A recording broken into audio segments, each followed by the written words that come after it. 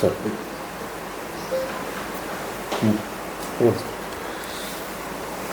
महाराष्ट्राचे उपमुख्यमंत्री अजितदादा पवार साहेब आज सकाळी त्यांच्या निधनाचं दुःखद वृत्त हे वाऱ्यासारखं पसरलं आणि मनाला वेदना देणारी ही घटना आहे. त्यांचं अचानक आपल्यातून असं निघून जाणं याच्यावर आत्ताही विश्वास बसत नाही आहे. ते महाराष्ट्राचे लोकप्रिय नेते होते. महाराष्ट्राच्या राजकारणामध्ये त्यांचा एक वेगळा दबदबा राहिला आणि महाराष्ट्राच्या जडणघडणेमध्ये गेली काही दशकं त्यांचं योगदान हे कोणीही नाकारू शकणार नाही. आज अचानकपणे त्यांच्या जाण्यानं महाराष्ट्राचं अतोनात नुकसान झालं आहे. हे कधीही न भरून निघणारं नुकसान आहे. कारण जेव्हा सामान्य माणसाला न्याय देणारी माणसं आपल्यातून अचानकपणे निघून जातात तेव्हा सामान्य माणसाचं कधीही न भरून निघणारं नुकसान होतं. महाराष्ट्र राज्याला त्यांचं योगदान हे कायम लक्षात राहील आणि महाराष्ट्राला त्यांच्याकडनं खूप अपेक्षा होत्या आणि त्या कुठेतरी आता अपेक्षांचा भंग झाल्याची भावना महाराष्ट्रातल्या जनतेच्या मनामध्ये आहे.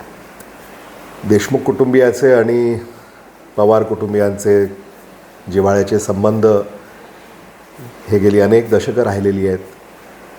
अगदी शरद पवार साहेब, विलासराव देशमुख साहेब, आदरणीय अजितदादा पवार साहेब, आदरणीय विलासराव देशमुख साहेब आणि आदरणीय अजितदादा पवार साहेब यांच्यामध्ये सुद्धा एक प्रेमाचं नातं राहिलं आणि ते आम्ही कधीही विसरू शकत नाही.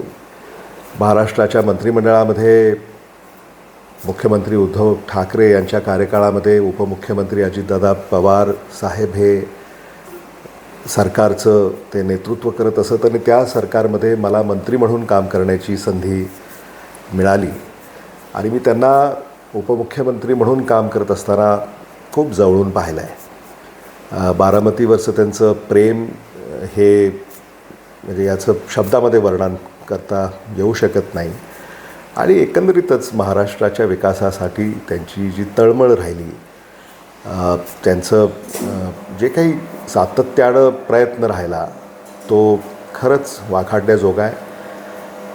मी आज त्यांचं निघून जाणं हे देशमुख कुटुंबियासाठी हे अगदी वैयक्तिक असं नुकसान आहे.